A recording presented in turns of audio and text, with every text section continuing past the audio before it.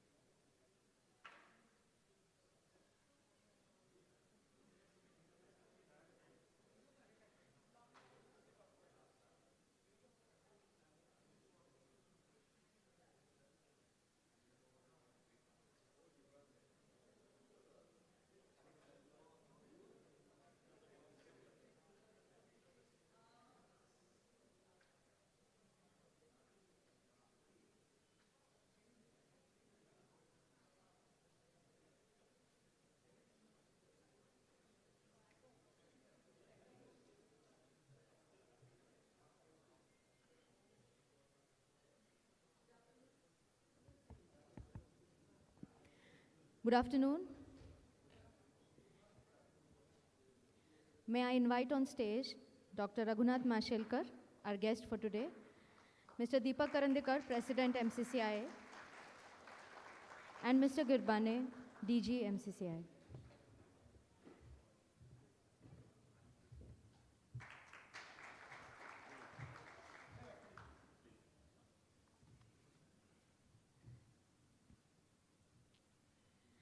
May I invite Mr. Deepak Karandikar, President MCCI, to welcome Dr. Mashelkar, sir.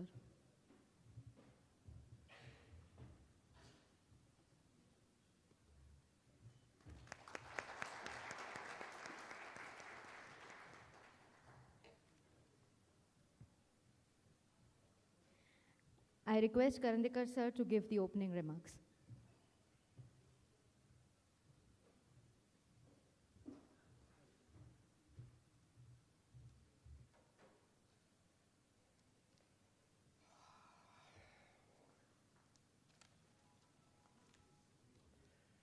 So good evening, ladies and gentlemen. It gives me great pleasure to welcome each one of you to the 89th AGM of the Maratha Chamber. It is indeed such an honor to have Dr. Raghunath Mashelkar, Padma Vibhushan, to deliver the AGM address today. The last financial year was the first full financial year post-pandemic. The Chamber, as you know, was most active during the pandemic in raising resources to fund the much needed critical medical equipment like oxygen concentrators and ventilators. Our collective efforts helped reach out to every district and tehsil in Maharashtra with this life-saving equipment. Post the pandemic, the last financial year picked up activities on the business front. Happy to inform you, the 177 events organized by the Chamber throughout the year were attended by more than 8,100 individuals from more than 2,490 companies. They included all shapes and sizes, micro companies, small companies, medium enterprises, and large companies. In the last financial year, we hosted 48 ministers and senior officials from the Government of India and the Government of Maharashtra. For our members, we organized interactions with diplomats from more than 16 countries. While we continued with many ongoing activities with much vigor, we also launched some new initiatives. For example, the DG and his colleagues visited in excess of 200 factories throughout the year to understand the challenges faced by the industry ground zero. This is an effort that needs to be applauded. Thanks to Team MCCIA. There are details of all these achievements in the annual report. You have only 1 minute to spare to look at the report. Do not miss page 32, as it gives a snapshot of the impact delivered over the last financial year. I must thank all stakeholders of the Chamber for their contributions, as well as all of this is possible thanks to the collective efforts of many in the team. I must also thank our members and all those contributing to the economic growth of the Pune region in particular and Maharashtra in general. As the state and as the district, we lead from the front when it comes to contribution to the national economy and its growth. We have also seen that we as a nation are now leading contributions to the global growth pattern. There is a lot of good and great that's happening in India, and a lot more is needed for our people to feel that we are indeed moving from a developing to a developed nation. Given this backdrop, it's most appropriate that we have a discourse on building new India, and hence today's topic, building new India as an exponential inspirator. And who else than Dr. Mashelkar? The national inspirator, or actually an international inspirator, we have here on the stage. Some of you know him as Padma Vibhushan. Those from the field of science know that he is one of the only 3 or 4 Indians, an engineer, who is a member of the Royal Society of the UK. You might know that he holds his PhD from the prestigious UDCT, Mumbai, now also called ICT Mumbai, where he is a chancellor. But did you know that he has about 50 honorary doctorates from universities in India and abroad? I'm sure most of you heard about one Mashelkar committee report or another, as the government after government depend on Dr. Mashelkar for guidance on a range of topics. Some of you know Dr. Mashelkar as the author of books and seminal research papers. Some others call him the dangerous optimist for his looking forward positive aptitude. It could be frightening at times. But for many, he is Mr. Innovation and Mr. Inspiration. So without much ado, let's welcome the inspirator himself to address the gathering, Dr. Mashelkar.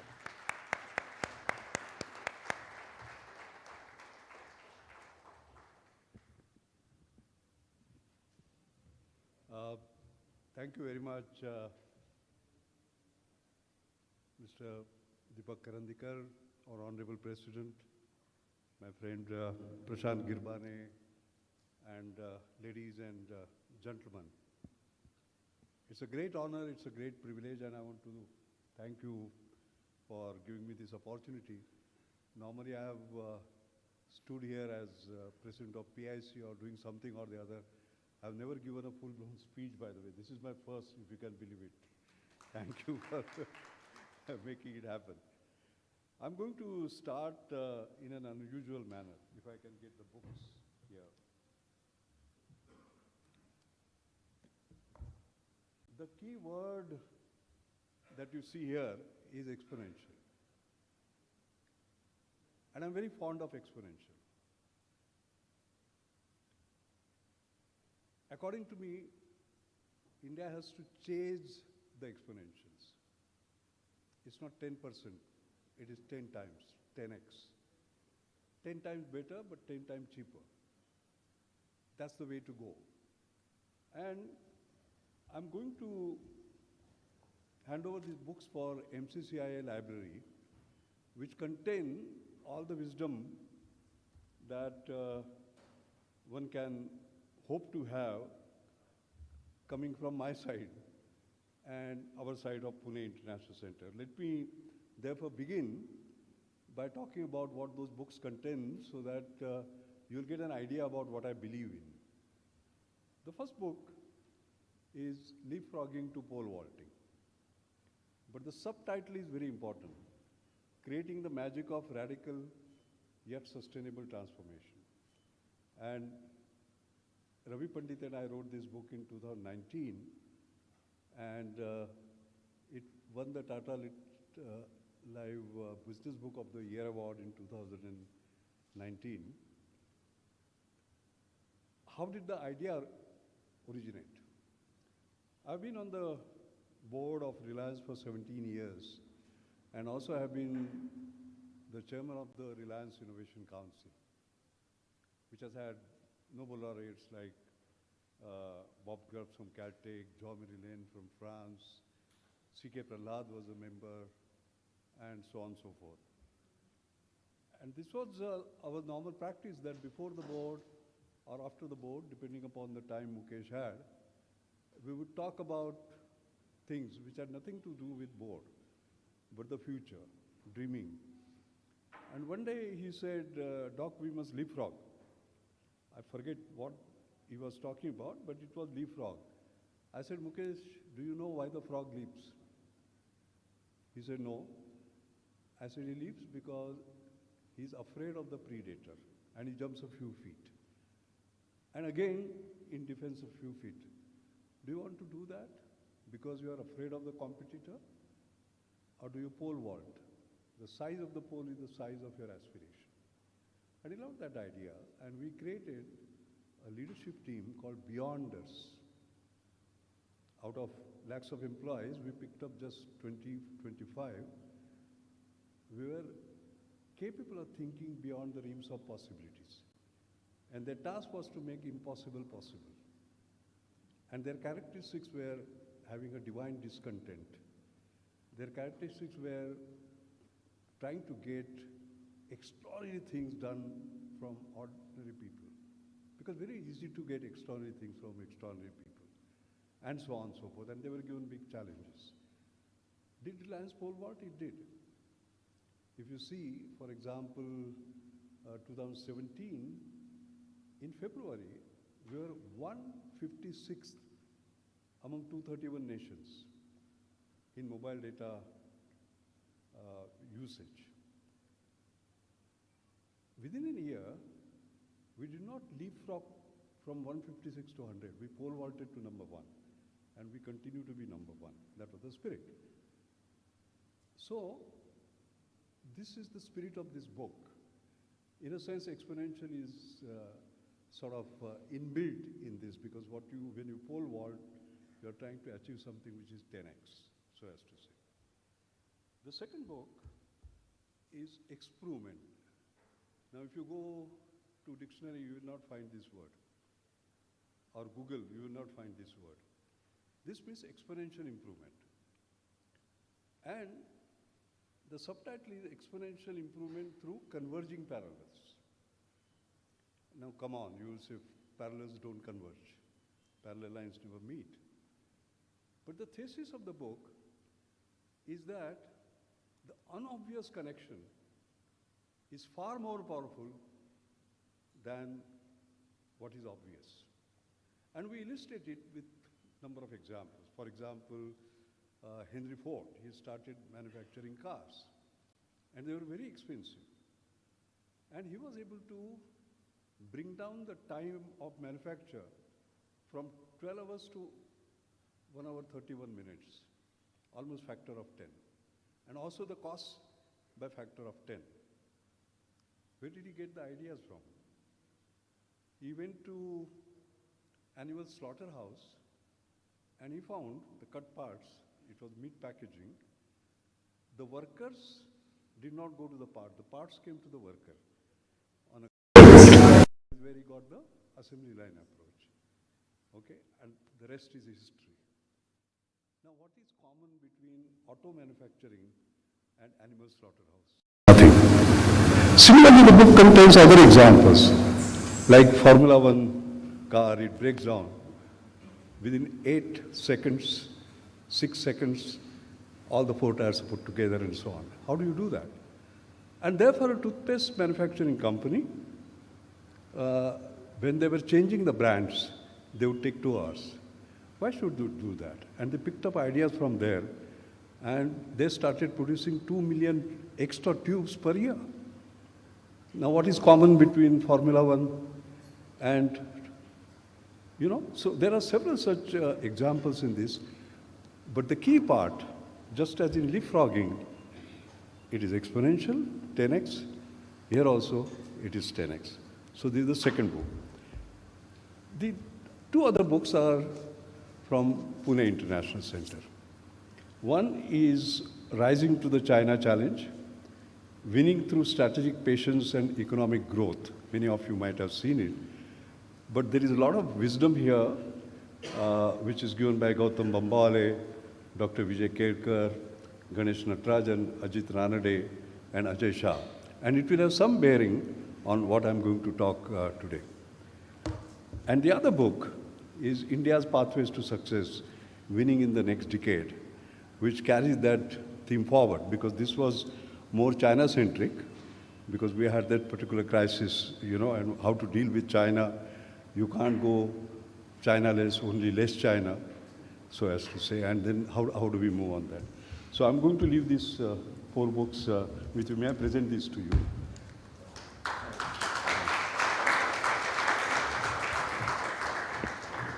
Good. So let me start with my formal talk. I'll start with a story. And the story is that of lilies in the pond. There is this pond which has these lilies which have a very interesting characteristics. They double up every day.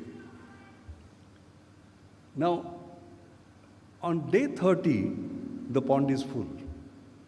So on what day will it be half full? 29th. On 28th, it will be quarter. 27, it will be 1/8.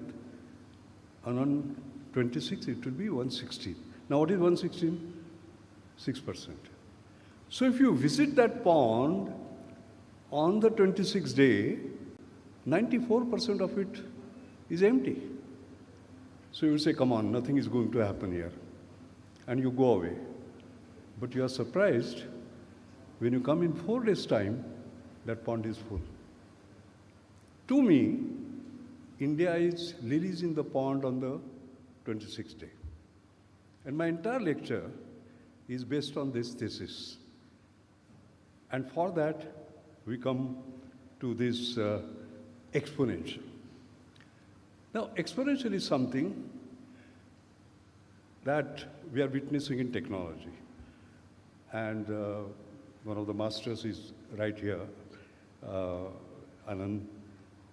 We have seen big data analytics, artificial intelligence, machine learning, virtual reality, augmented reality, mixed reality, blockchain, and so on and so forth.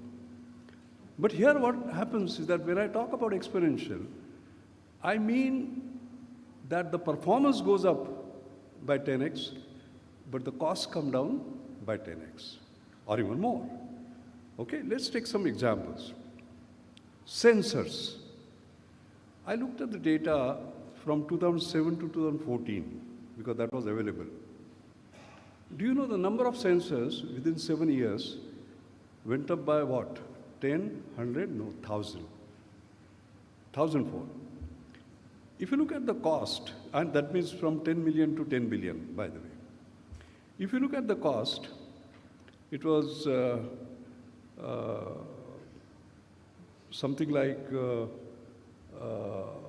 1,000-fold change that you saw, $250 per axis to 0.75 for 3 axis. It was absolutely incredible. If you look at power consumption, it came down to 1,000. That means watt to milliwatt to microwatt, depending upon the type of sensor. If you look at the physical size, so the gyro from 2,000 millimeter cube to 2 millimeter cube, that is 1,000. Can you just imagine the exponential? The exponential being 1,000 in 7 years. And that is what is causing the big change. Moore's law, of course, everybody knows. The processing power of microchips doubling up every 18 months.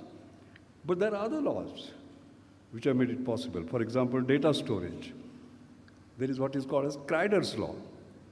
The hard disk dollars per bit down 50% every 18 months.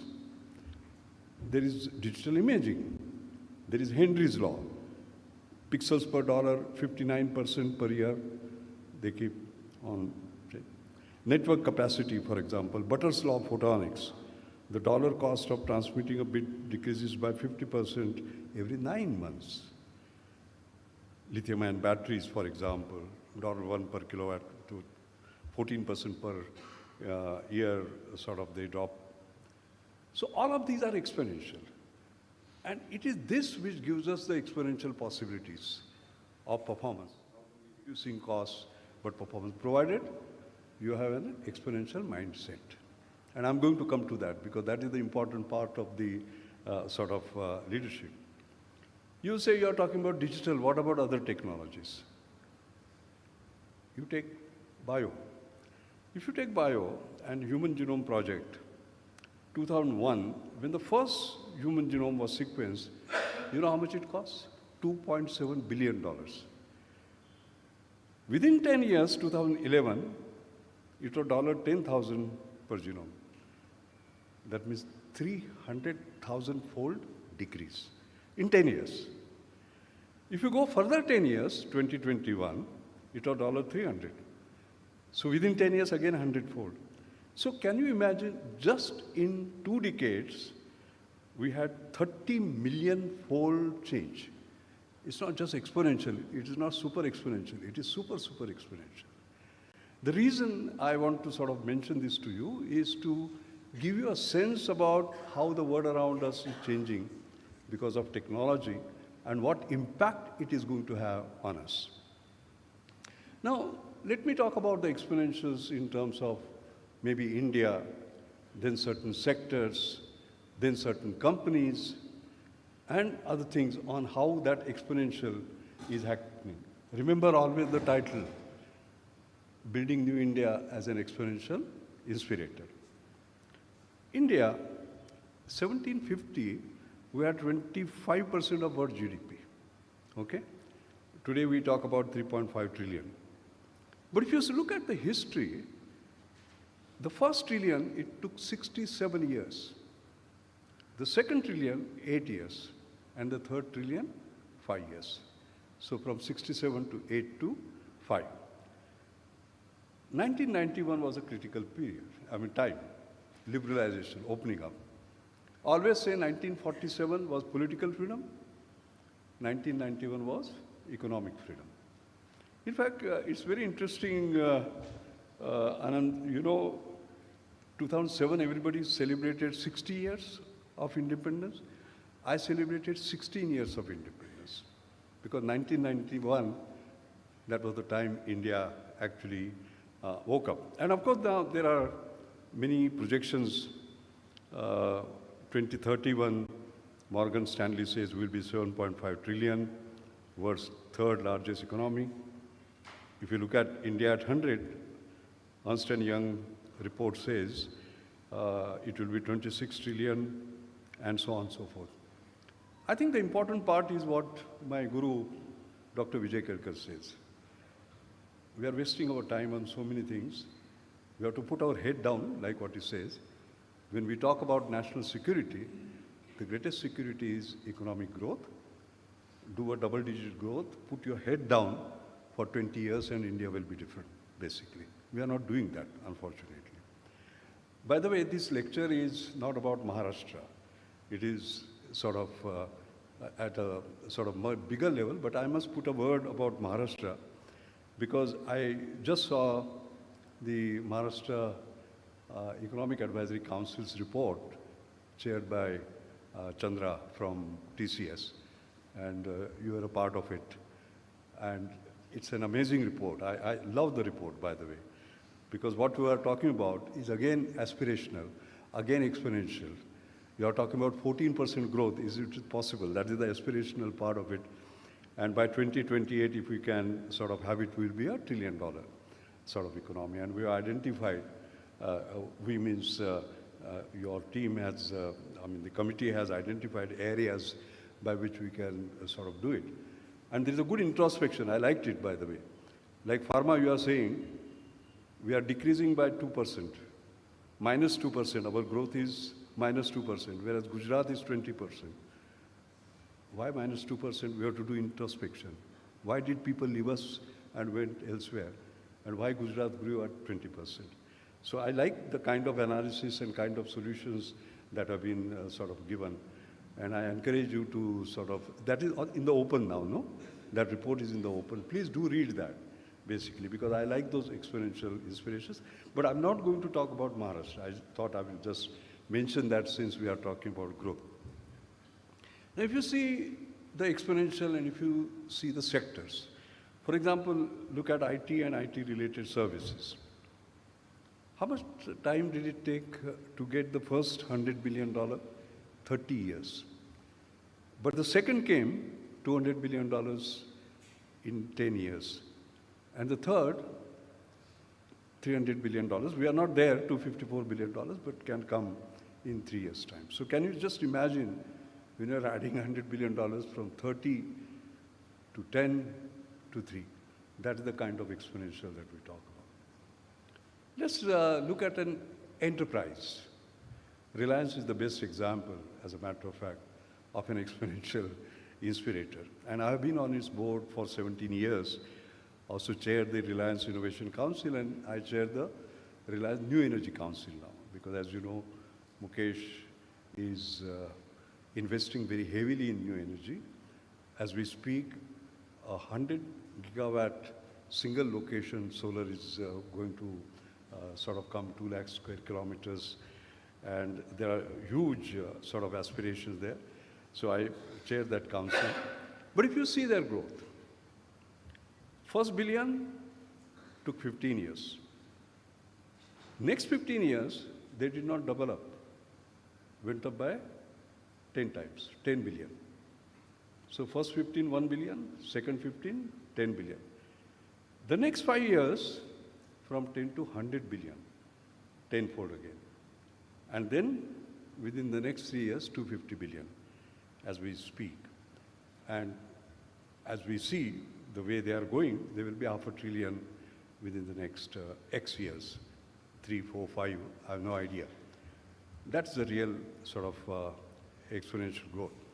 In fact, I spoke in Global Business Forum on the other day, and my entire lecture was on Reliance as 1 hour lecture on how they achieved it. Now, we don't have that time here to sort of do that. So that is a very interesting case study, I would say. I think we have to also realize that I talked about technology, and technology.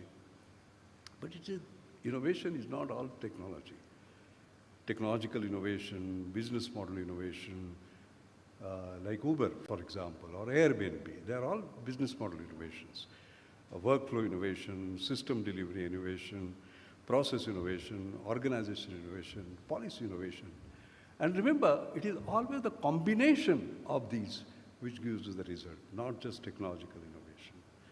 All right? And that result also can be exponential in terms of what it can achieve. So how astutely you can integrate these, I think, becomes an important part. We have done that. For example, if you look at JAM, J being Jandan Yojana, A being Aadhaar, identification, and M being mobile, you see the way technology, policy, system delivery innovations, they came together. And in fact, in 2014, we created a history. 1.8 crore bank accounts in 1 week. And that got Guinness Book of Record. Sort of, we created a record. The exponential, so as to say. And you can quite clearly see that each time you do something which is exponential, you have radical yet sustainable transformation. Finally, it leads to social and economic transformation. All right? And a rapid and radical, basically. For example, if you see women, and there's a much talk about women now, and I'm very happy the country is waking up to the great sort of potential in lifting India to a different orbit. So, actually before this Prime Minister Jan Dhan Yojana had come, only 19% of the bank accounts women had, and after it came, it went to 56%, 19% to 56%. So when we talk about inclusion, for example, the way technology was able to do that, and you know what happened in COVID times. The money would not have gone to the poor if this had not actually happened. So the point is, when you go exponential, there is a radical, rapid socio-economic transformation that always accompanies it. You look at digital payments, and India is very proud. We were the most unbanked country in the world not too long ago. And today, India ranks #1 in real-time payments.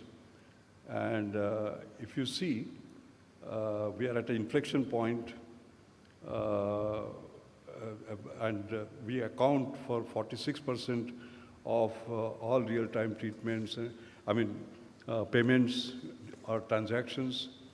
And just last month, if you see, UPI had 10 billion transactions in August. That was a kind of a record. And we are growing exponentially. For example, October 2019, there were 100 crore, and August 2023, in 4 years, we are 1,000 crore. 10x. Remember, whenever I talk about exponential, I'm talking about 10x. I love that, 10x. And if you look at UPI, it is going global. G20, the kind of sense people had about India, UPI itself is growing global, and the kind of process of digital public infrastructure that has been created. Physical infrastructure, we failed to do that, but now the digital public infrastructure is making a difference. So here is a lilies in the pond. 2016, we started UPI. At that time, where were we? Nowhere. So if you had visited that pond at that time, oh, India can't do anything. 7 years, India is #1. Lilies in the pond. Let's look at the other transformations. Unbanked, underbanked, and if you look at the banking system, for example, becoming now more transparent, accountable, fintechs coming up. I remember I was chairman of the Indian Banking Association's Innovation Awards. I know nothing about banking, but there were experts who knew banking. I know something about innovation, so that is how I was there. And I remember 10 years ago, we started saying that we should look at fintech seriously, actually. And there were hardly in single digit, double digit, the fintechs. I remember actually pushing them to have an exhibition of 4 or 5 fintechs during the award ceremony. Today we talk about 121. And I'm quite sure very soon there will be maybe 1,200, that growth. So if you look at, having looked at India as a whole, having looked at IT services as a whole, having looked at an enterprise like Reliance, let us look at the startups, for example. It's a great story. Until 2016, we had 471 recognized by the Ministry of Industry, but if you look at 2022, within 6 years, we are talking about 90,000. So 200 plus fold increase in just 6 years. And if you see the number of startups, they went up by 247. I'm talking about 6 years. Huh? Within 6 years, total funding went up by 15 times. The number of investors went up by 9-fold, investment that were made. And you can see the flavor, because until 2016, there was 1 unicorn per year. 2021, 44 unicorns per year. All right, and on 31st May, we have this 108 unicorns. But what satisfies me most is that I got some analysis done and I found that 50% of them, because one thought they would be coming from IITs, IIMs, and so on and so forth. 50% of them come from Tier 3 cities, Tier 2 cities, and some are dropouts. This is a democratization of wealth creation. Can you imagine, we talk about Pune, Mumbai, but imagine Shivapur, Khed, Satara, Sangli, young people in their late 20s doing this. Can you just see what sort of difference it is going to make? And what is very important, I like this very much, is that among the young now, because that is our future, and we are all oldies playing our 4th or 5th inning or whatever you call, the future belongs to them. And therefore, they have to be aspirational. And I see that aspiration. For example, I was talking to some young people, and I'm very proud of our educational system. So I was telling them, I always exaggerate a bit in order to make a point. So I told them, look, India's GDP is $3 trillion, but there are two companies which are headed by Indians, where their market cap is $3.1 trillion. And you know who I'm talking about, Microsoft and Alphabet. And I said, look at Satya Nadella, Sundar Pichai, and you should become like that. You know, the interesting part is they came, one boy got up. He said, sir, you got it all wrong. We don't want to be Sundar Pichai. We don't want to be Satya Nadella. I said, come on. I thought I said something nice. He said, no. Your generation, somehow or the other, you wanted to go to US. The next generation, not only go to US, but get a good job in Microsoft or Google. Next generation, not only go, get a good job, but become CEO. Not us. We want to create our own Microsoft, our own Google here in India. So, ladies and gentlemen, when we talk about this exponential, this is what it is doing to India. Because unless we are aspirational, and aspirations are our possibilities, we can't go there. I think that is actually the good news. So once again, you can see the change has taken place in just 7 years. Lilies in the pond. 7 years ago, we are just 450 odd. We are right at the bottom. And today when you go, we are among the top, so as to say. That's why I say India is a model of lilies in the pond on the 2060. Let's move out to something else, too much of digital. Let's remember that the major challenge is going to be digitalization, decentralization, and decarbonization. That's going to be very important for us, climate change and so on. So are we doing something exponential in decarbonization? Let me give you an example. And that has to do with light-emitting diodes. Why light-emitting diodes are important, let me explain scientifically. If you look at 7-watt LED, and it gives, 14-watt compact fluorescent lamp, CFL, you will find that it gives the same energy intensity as the 14-watt. That means there is a 50% reduction in. If you look at this 7-watt LED, same as 60-watt incandescent lamp. That means 90% reduction. And therefore, for reducing carbon footprint, we must have LEDs, replacing both CFL as well as incandescent lamp. What did we do? We launched this Ujala, which was affordable LEDs for all. And there was a public procurement policy. That was the innovation. Putting all the demand, aggregation of the demand, so as to say. And what did we achieve? We achieved the price reduction of a 7-watt bulb, by a factor of 7. Can you just imagine? And then we put in system delivery through the Energy Efficiency Services Limited, EESL, etc. And we jumped from 0.2% to 88% within 6 years. 0.2% to 88%. Here again, the lilies in the pond. If you had visited us 6 years in that period, early on, when we were 0.2%, we would have given up. LED, we can't do anything. But we did the chamatkar, 88%. In fact, I must tell you something personal. I am on the Queen Elizabeth Prize of Engineering. It's a £1 million prize.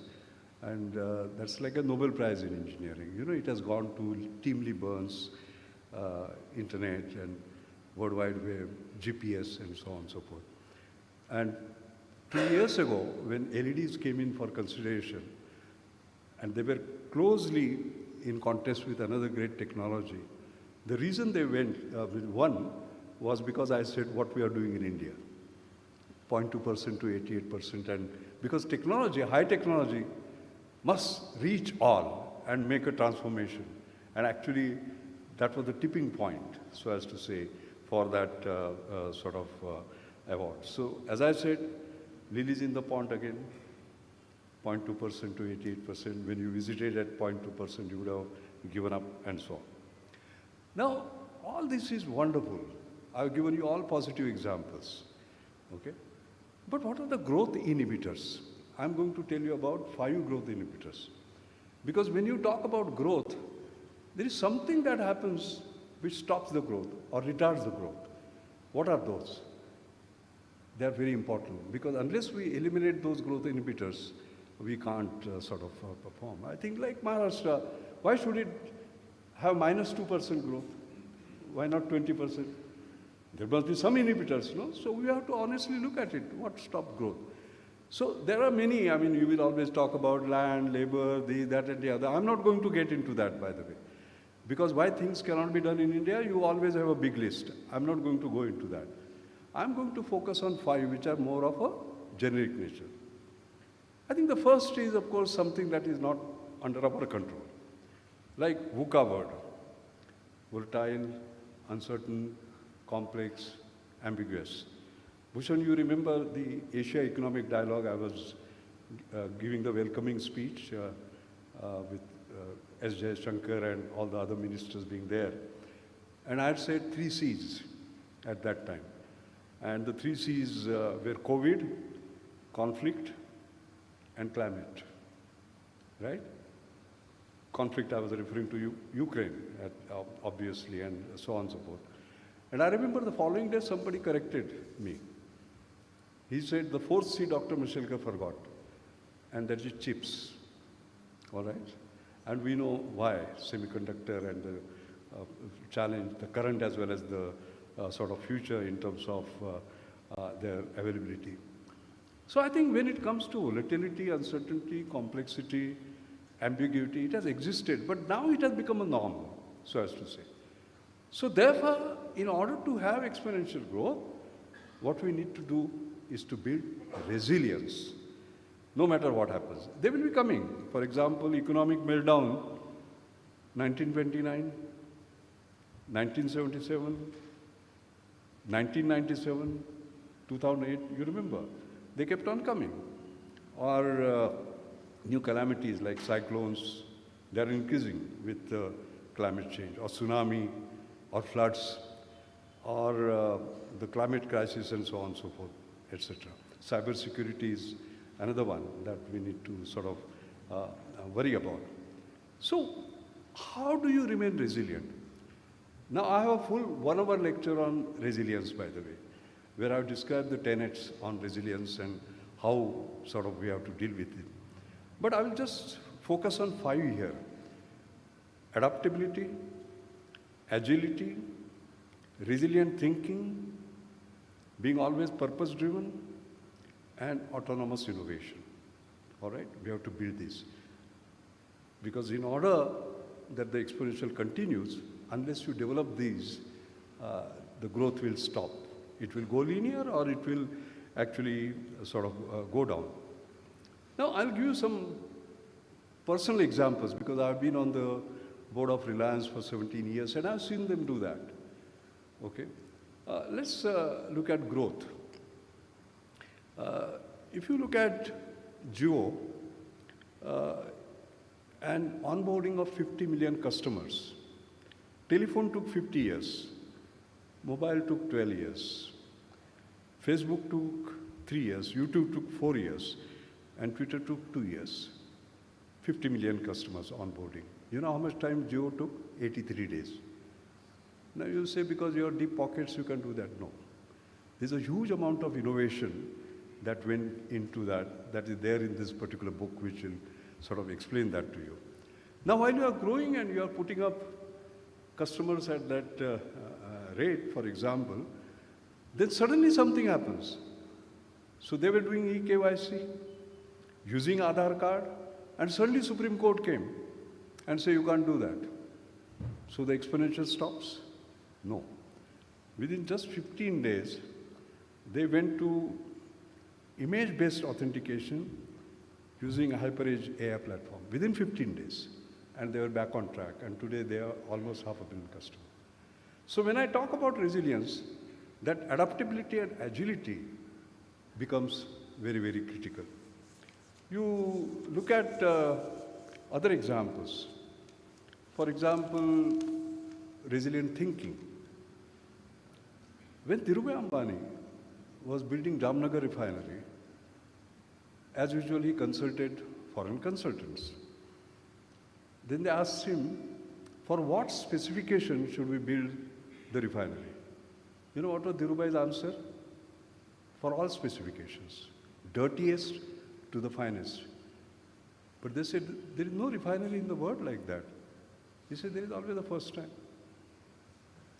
And they built a refinery which can handle the dirtiest to the finest. Today, you know the number of crudes that they can handle? It is 200 plus. The result is no matter what happens anywhere, that resilient thinking gives them the highest margin, all right, and consistently. That's the way of resilience. That's the way of keeping the exponential going. I talked about floods, for example. You know, Patal Ganga plant, it was flooded, submerged water, the river water had sort of submerged the entire factory, actually. As usual, they went to consultants. Consultants said it will take 6 years. 6 months. You know, they did it in 21 days. How? Autonomous innovation. What was that? They bought all the hair dryers that were available in India and dried the whole damn thing, basically.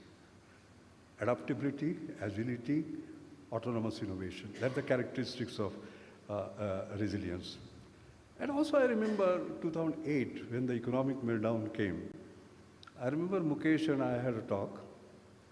He said, Doc, all hands on deck. And he has a typical characteristics. You know, when a crisis comes, supposing you want to reduce the energy consumption, so you will put this bulb down, this bulb out, this bulb out. No. He puts the main switch off, so as to say. And I remember we said we'll get the entire organization involved in it. Okay? And we created what was called as Mission Kurukshetra. Kaurav versus Pandava. What is bad is imitation, inhibition. What is good is innovation. Okay, of all kind, and by all. And the basic dictum was that of aligning the entire organization by saying there will be war on West, not the West, West, W-A-S-T, extreme efficiency and value maximization. And it is fantastic. In fact, there is Economic Times report on this. They have shown Kaurav Pandava, and they have shown sort of a cartoon where there's Arjuna and Krishna, and they have put both of us in that position. I don't know who is Arjuna, who is Krishna, but that doesn't matter. But what I'm trying to tell you is getting the entire organization aligned, so as to say, with a big purpose, is also resilient. That's extremely important. I think this is given in all management books, but I thought I will read that. I think so. I've talked about one, let us say, hookah word, and therefore you don't know what will happen and how you remain resilient. The second one, and I'm going to give you 5, is the mindset, is the bureaucracy. It is us. It is cynicism. It is negativity. It is no, we can't. Okay? I'll give you an example of the possible exponential we could have had. It's an interesting story. Illiteracy. We very proudly talk about India at 75, but look at Bharat at 75. 70% of it is in villages, 1 out of 6 in urban areas in slums, 1 out of 4 is below the poverty line, and 1 out of 4 is illiterate. 1 out of 4 or 5, those numbers are not very clear. So illiteracy has been a bane. Normal literacy, it will take 15 years, basically, normal profile for reducing it. Can we do it in 5 years? Because that is exponential. Answer was yes. CBFL, Computer-Based Functional Literacy. That was the invention by F.C. Kohli of TCS. And I'm glad you are here, you know about that. Now, what was the method? Method was very simple. How did we learn alphabets? A, B, C, D, until Z. And then how do you learn mother? We mug up M-O-T-H-R, mother, M-O-T-H-R, mother, M-O-T-H-R, mother, etc. That is the normal way, isn't it? And then you start reading. Now what Kohli found, his team, was that if you can recognize about 590 pictures, you can read a newspaper. Okay. Then you will say, computer, oh my God, very expensive. No. You take a knockdown PC286, PC386. No issue. It is almost available free, let us say. And cost just 100 rupees per person. Okay? And number of hours? 100 hours. That's all. You can just see. So the entire country could have been functionally literate within 5 years. This was tried in Medak district, Andhra Pradesh. They made the entire Medak functionally literate, by the way. So we had this big opportunity. Now I remember, people call me dangerous optimist. You also called me one. And I remember in Delhi University, I was giving a talk, a convocation address. It was called on embracing a religion called positivism. And I said, everything that is terrible about India can be fixed. And it is there on my website, by the way, mashalkar.com. And I said, I talked about CBFL. You know who read it? Arun Shourie read it. And he liked it. And then he talked to me about it, how to go about it. I said, we'll connect with Kohli Saab. We connected with Kohli Saab and he told me an interesting story. What was the story? He said somebody gifted 10,000 knockdown computers to him. Paid also for the seafare, $34 per. It landed in the customs. They say, what is it for? They say, for literacy. Then they looked at the rule book. Literacy word was not there. Education was there, but literacy was not there. They said, no, it doesn't qualify. And they charged.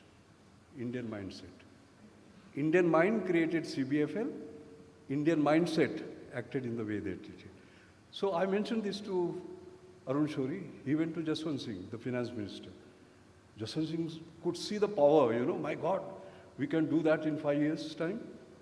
And he said, nonsense, remove that, this will be applicable. Then came another one. What was that?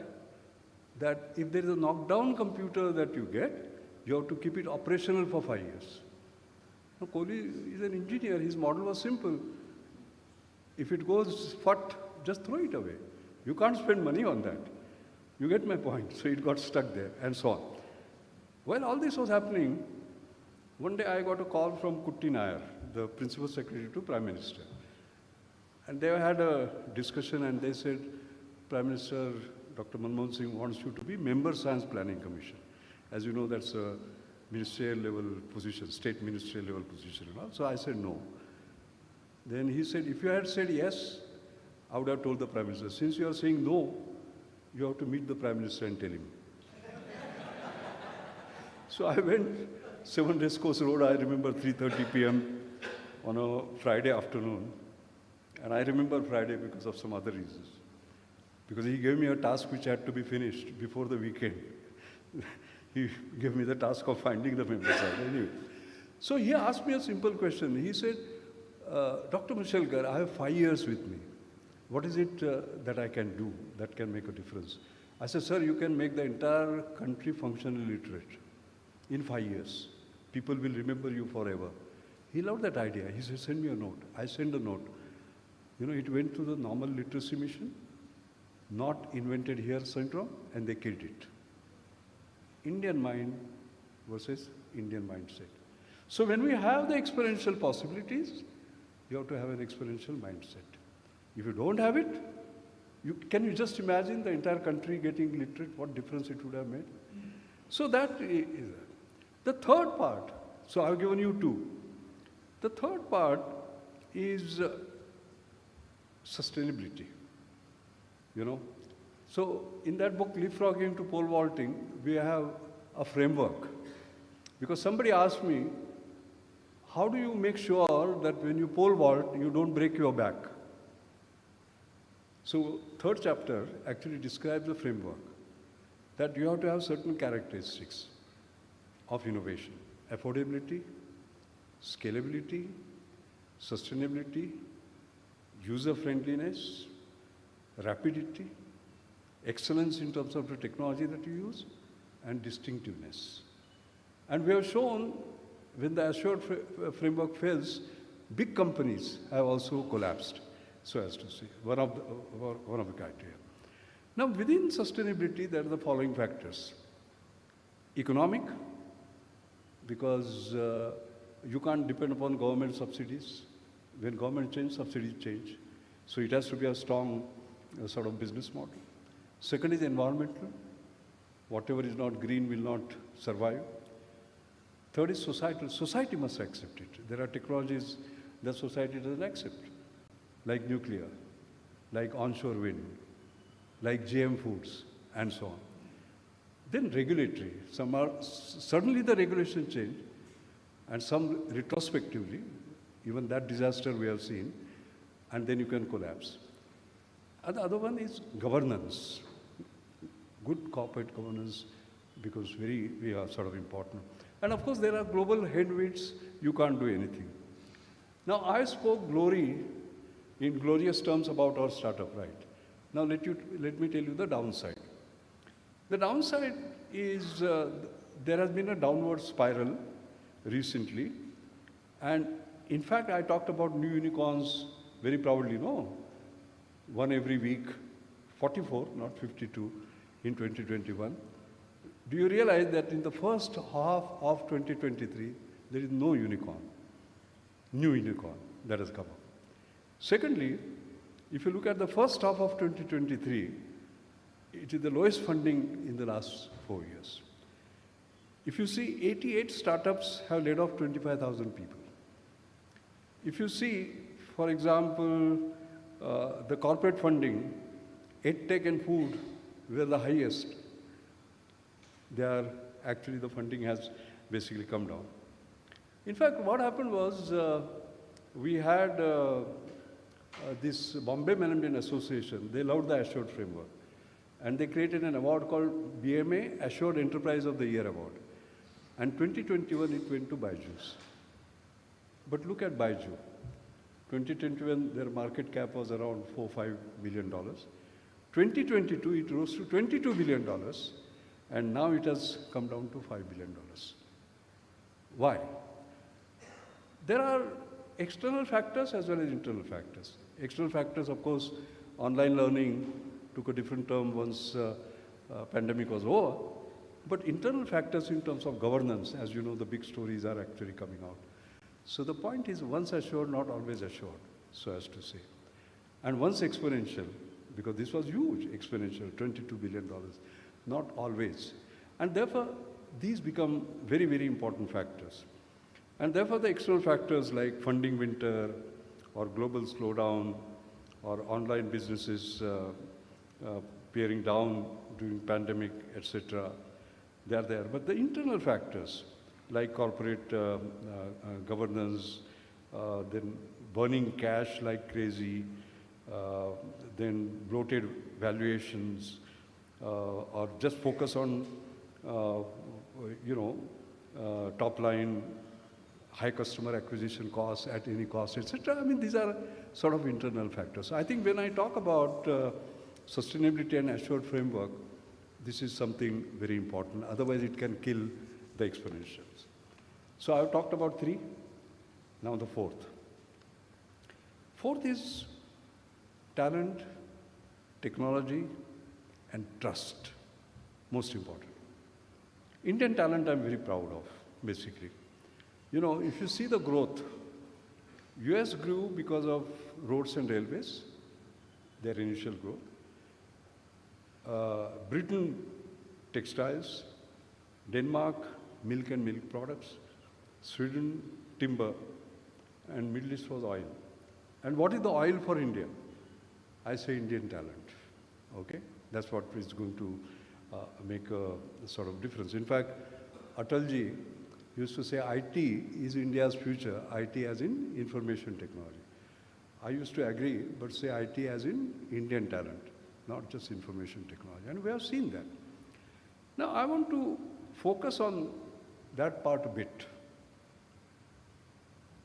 In terms of Indian talent, what I have found, I'm 81 now, and I've seen enough, is that Indian talent is uncomparable, even to the best, provided they're challenged. I'll give you a story from my personal book of life. I took over as director of NCL in 1989. That is 2 years before liberalization. What was the situation? NCL was an import substituting lab, copying. More glorious word is reverse engineering. Why? Because we are a closed economy. There was no competition. Okay? We opened up in 1991. And my challenge was that any time NCL did something which was ahead of the rest of the world, and I went to Indian industry, they would say, but has Europe done it? Has US done it? Has Japan did it? If not, how can you do it? So I remember the first day, 1st June, that I took over, 1989. In an auditorium of 540 capacity, we had 1,100 people. And I addressed them. 9 o'clock I took over, 11 o'clock I did. That does not mean I had thought just for 2 hours. I thought for 2 months. And I said, let National Chemical Laboratory be International Chemical Laboratory. What did it mean? It meant, I said, we license our patents, license our technology even to the best in the world. Okay? And that was audacious. For example, I was saying a US company, I will license a US patent. But in 39 years, NCL had 0 US patents. So it was audacity. But I had confidence that they will do it. I remember somebody came to me, young fellow, because I had mentioned about General Electric. I'm a polymer guy, polymer science. So he said, and I had seen some breakthroughs. I said, we should be able to license something to GE also. Okay? He said, sir, do you realize that the R&D budget of GE is 2.5 times India's R&D budget? I said, it is not the power of budget. It's the power of idea that matters. And since you talked about GE, we'll take on GE.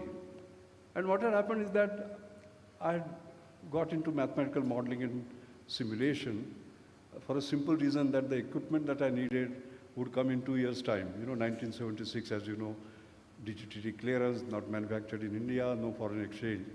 And there I had done something on what is called a solid-state polykondensation in the sort of line. So I said, why don't we apply it to polycarbonate? And General Electric had 40% market share of polycarbonate. Okay? And we did that. And we filed patents, by the way. And can you believe it?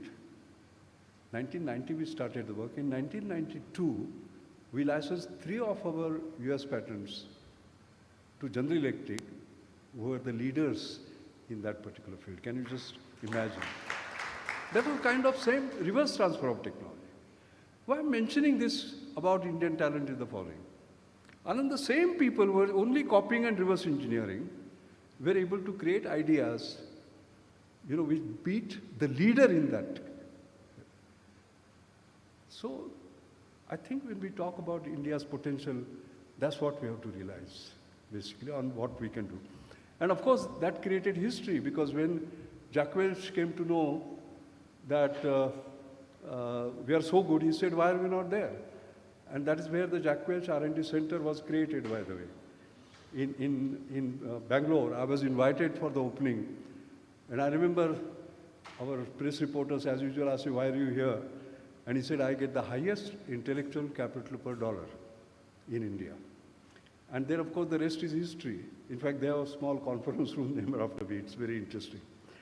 And then it became history. Today we have 1,500 such global centers, basically. But that was the trigger, so as to say. Because Indian IQ is now creating IP for multinationals on our land. And there are companies where 1/3 of their IP is getting generated in Bangalore. You understand? I mean, what is the power of talent? I think the other point that I want to make is that, as I said, that's why you have to challenge them. I'll give one more example and move on. And that has to do with Anjani Mashelkar Inclusive Innovation Awards. Some of you may be knowing about that. You know, in my mother's name, I have created a foundation. And my basic dictum is very simple. It is to make high technology work for the poor. Making high technology work for the rich, very easy. Making low technology work for the poor, very easy. Making high technology work for the poor is very difficult. Secondly, I'm not a great believer in best practice. I'm a believer in next practice. That next practice has to become the best practice for others. We should not be followers. We should be leaders, basically. So I set those targets, like we did in terms of NCL. And it is amazing, these young people in 20s, last 12 years we have seen what next practice they have created. It is incredible. Like one next practice I am carrying in my pocket. This one. You know what is this? This has gone to 16 countries, 25 lakh of these devices have been sold. It's a portable ECG. This is US FDA certified, etc., etc. How does it work? You put your 2 thumbs here for 15 seconds. This is a sensor. This is your heart. 15, 15, 15 seconds. 15, 15, 15 seconds. And if you have downloaded an app called Sanket, the ECG goes to. Okay? And medical grade. That's the most important part. Now you can just imagine what transformation. I talk about the exponential because here we are talking about 5 rupees per ECG. You're not talking about 150, 200, 500 rupees. Can you just imagine? Now what transformation it can make? Can you imagine in rural villages, if an old woman sort of feels pain in the heart in the middle of night, you don't put her into a bullock cart or a motorcycle and take her to the city. If the connectivity, the promised connectivity is given to her, she can have it sent to best sort of expert anywhere and so on and so forth. So this is what Rahul Rastogi has done. Look at pregnant mothers in India, rural villages. They change buses, take several kilometers to go and so on and so forth. And Senthil saw this happen to his sister happening in the village. All right, and he said, no, this is not on. And he created this wearable. Okay, you wear this. And again, 7 parameters are measured very accurately, remotely, cloud and the rest of it. I mean, you can imagine.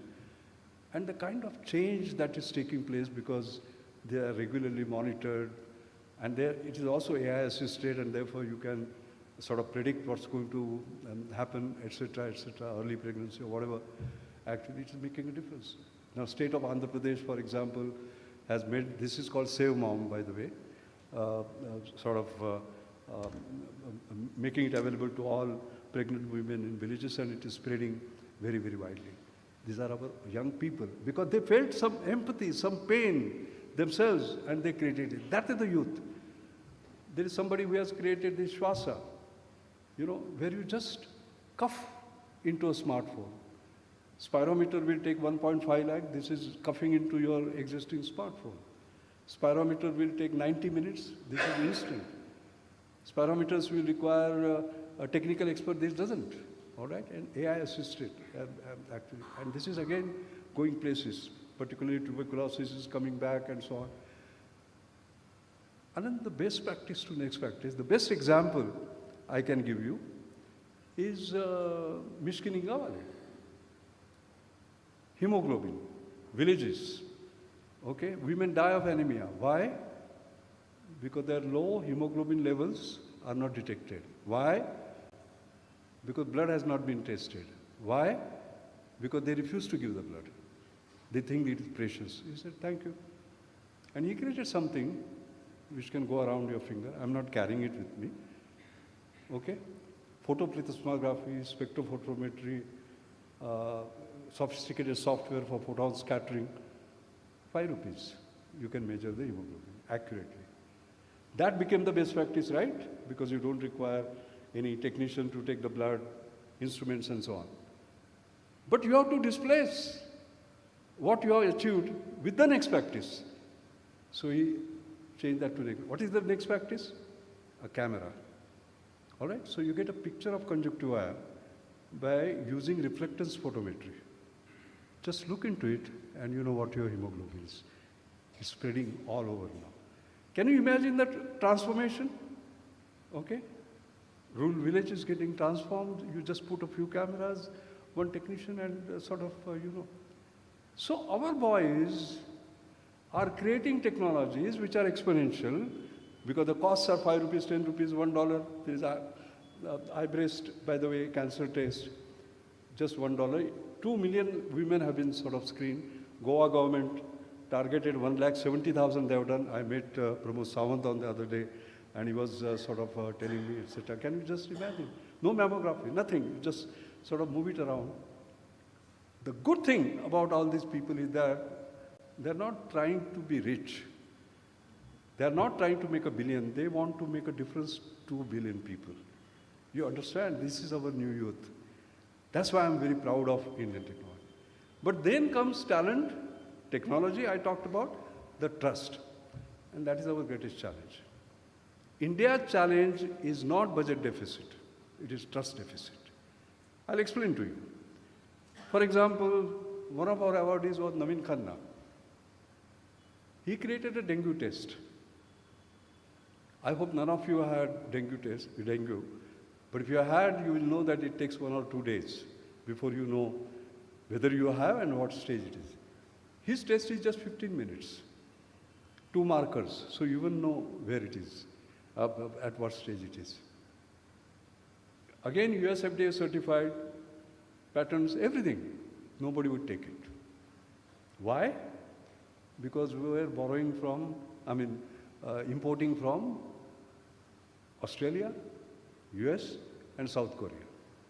Then came a pandemic, and our kids were getting exhausted. So we went begging. US said, no, we can't give lakhs within a month. Same thing with Australia. South Korea said, yes, we'll give. And as luck would have it, they loaded it on a wrong ship which went to Africa. So we were left with no kit. And there was no other way but to come to Khanna, Dr. Khanna. His market share was 0%. Today it is close to 80%, by the way. He's the dominant one. Imagine that ship, if it had come, we would be still borrowing. That's what I mean by trust. You know, there is a very nice cartoon of, this cartoon where R.K. Lakshman, where he's examining an eye doctor. He's an eye doctor and he's examining somebody's eyes. And he says, sir, there is a particle in your eye. Should I take it out? I'm asking because it's a foreign particle. I think that mindset will have to actually basically change. Trust and confidence. Simply said, like Sachin Tendulkar, at the age of 15, he scores a century in Ranji Trophy. But then he will not be taken into test because he doesn't have 10 years experience. So tendering process has to change. No, where will a startup is a startup? How will he have 10 years experience? So we change the tendering policies, for example, and we give work orders. For example, this Sagar Defense, you will know, PCMC gave him a work order for cleaning rivers, and today he is one of the biggest suppliers of surveillance equipment to defense. Can you just see the opportunity that was given, basically? So I want to emphasize this talent technology. That is sort of number 4. And now come to the final one. You say you are a scientist, but you have not given us any equation. So I will not disappoint you. I'll give you an equation while ending. This is about the strength of our institutions. Okay? And my guru, who just went away, Dr. Vijay Kelkar, told me about this. And this is called Roderick's formula. What is Roderick's formula? Just imagine, because I don't have any sort of paper here, but maybe I'll write so that at least those of you who are nearby can see. The formula is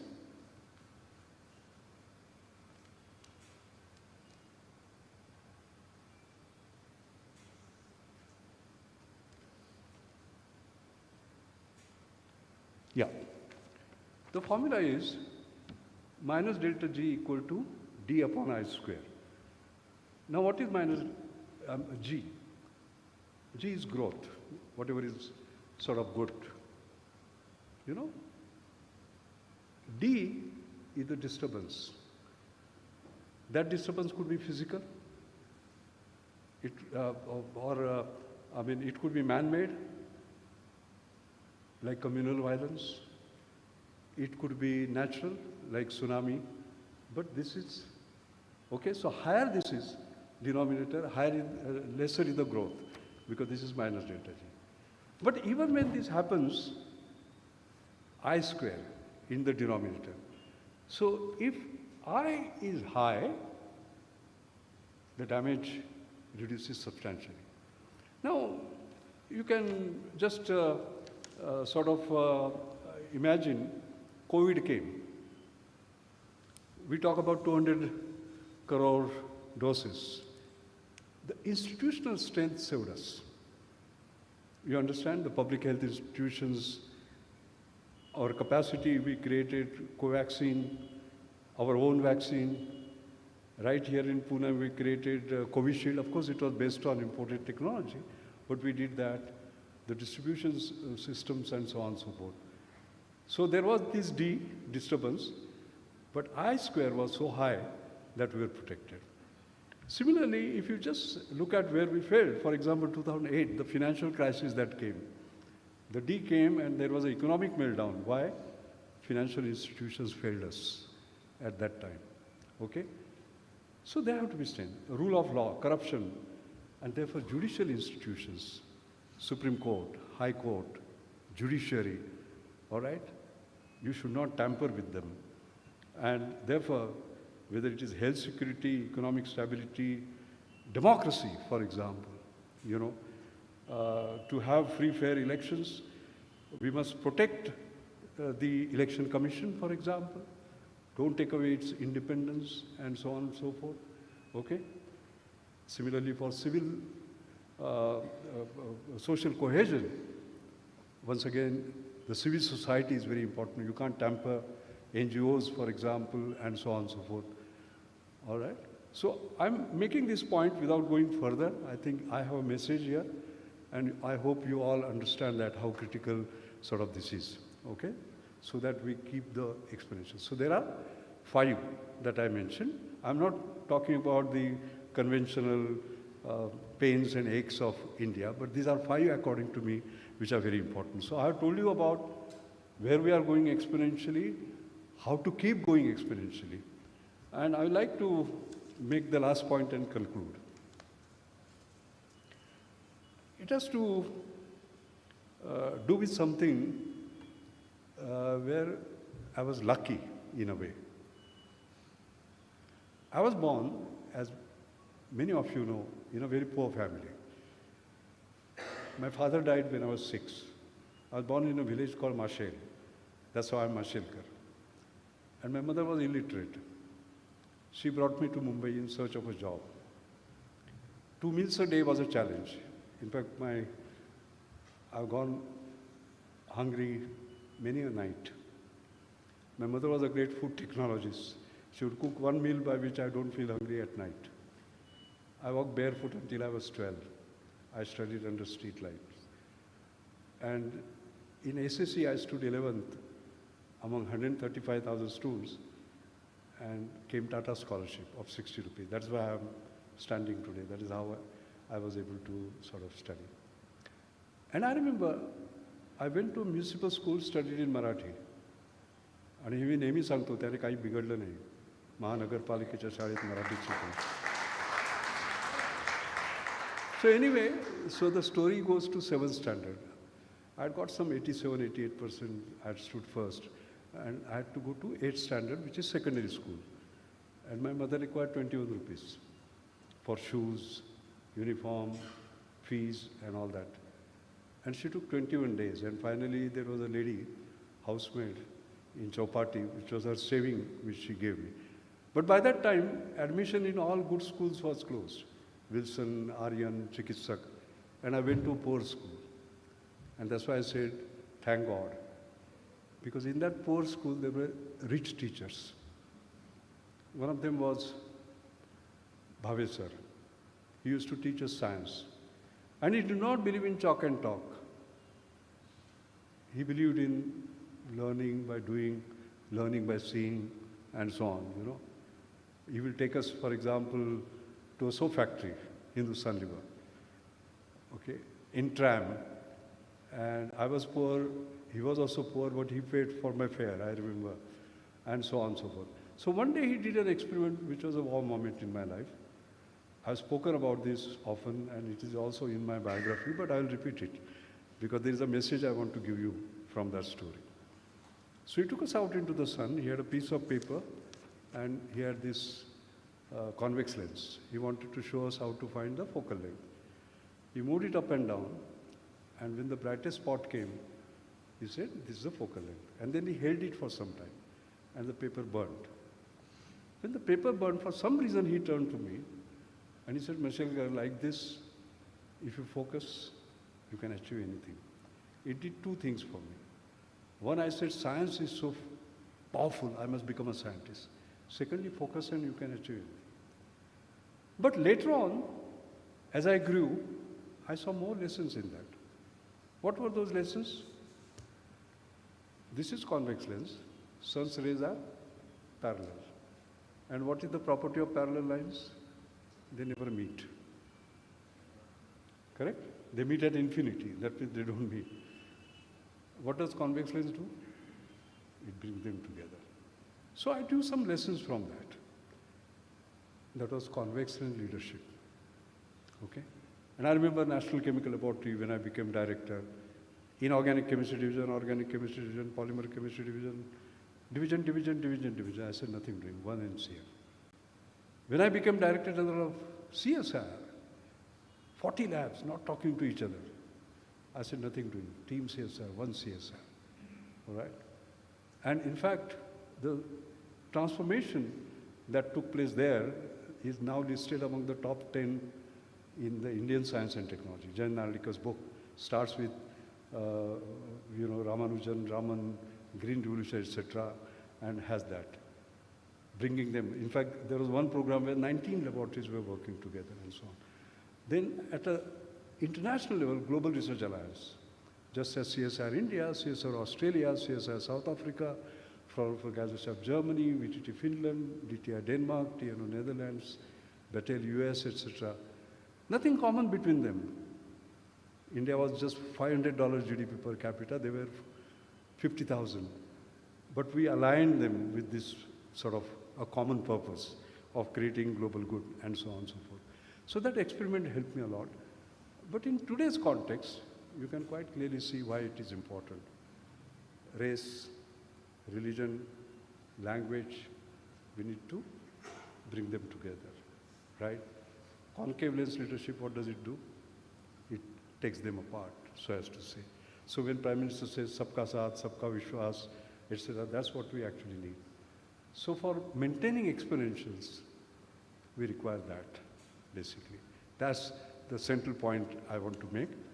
And finally, in order to go on exponential, you must have aspirations. These are very important. And aspirations are our possibilities. And I would simply end by talking about what my guru, Professor Siana Rao, taught me, because that is very important for all of us. I became Fellow of Royal Society, FRS. In 363 years, there are only 3 engineering scientists who have become. Professor Rodham Narsiva is no more, aeronautical. My guru, Professor Sharma, and myself. Okay, and it's a high honor. You sign in the same book that Newton has signed, you know. had never imagined that while learning Newton's laws of motion that I will sign in that book anyway. So I told Professor Sriyana Rao, sir, I have become FRS. I thought he will applaud. He said, you know what he said? Not bad. Then I got another honor, American Academy of Arts and Science. 7th Indian from 1760 to become. Called him. Not bad. Again his response. Then I said 3rd and 7th doesn't work. I was the first one to become US National Academy of Inventors fellow. And I called him, again not bad. And then I got upset. I said, sir, what do I have to do to impress you? And what he said, I'll leave you with that, because that's what we require in order to achieve this. He said, Mashelkar, you are climbing on a ladder of excellence. There are no limits. The only limit is what you put on your head, yourself. What does it mean? It means no matter what you achieve, you have to say your best is yet to come. So my message to young people, and I give it everywhere, I gave it in Silicon Valley also, you were there, basically, is that each one, whether we are 18, 28, 58 or 88, every day in the morning we have to get up and say, my best is yet to come, and today is going to be the day. It doesn't matter whether you are 18 or 88. And if all 1.4 billion Indians do it, then what we'll achieve? India as an exponential inspirator. Thank you very much.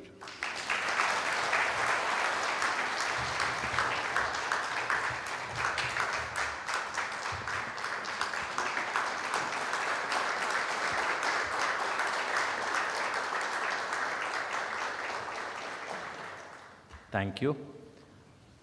Before I propose the vote of thanks, on behalf of each and every one of you, I'll request the President, Mr. Karandikar, to hand over a tiny token of appreciation to Dr. Mashelkar. And that's on behalf of all of you to Dr. Mashelkar.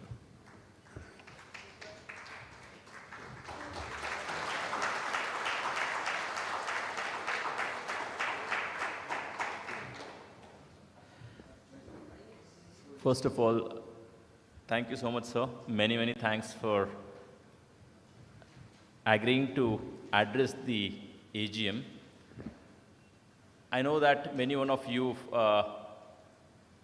would want to hear it again and again. So just for your benefit, we would make sure that the recording goes on the YouTube so that you are able to go back to it again and again. Many of you would be thinking of or continue to think of radical big jump for your organization's success.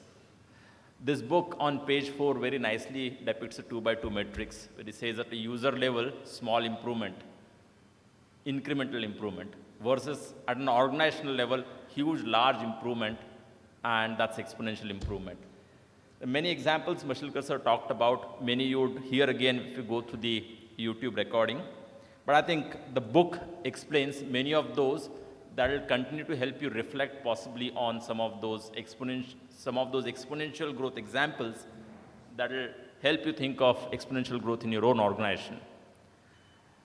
I'm not going to go back to what sir said, because that we all would get to hear it again if you like. But thank you so much, sir.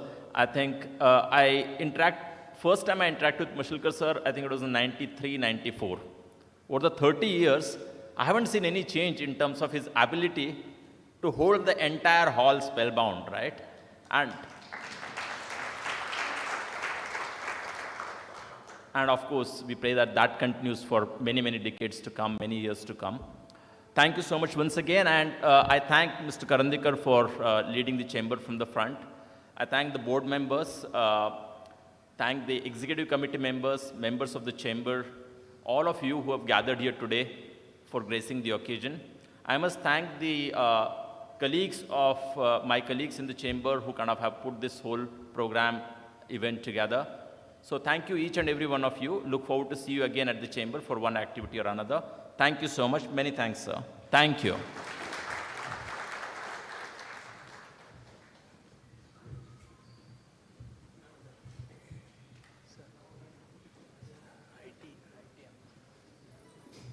I think my colleagues remind me that there is a high tea organized. चहा घेऊन आला असाल असं म्हणत नाही आम्ही, चहा आहे इथं. आणि कॉफी पण आहे.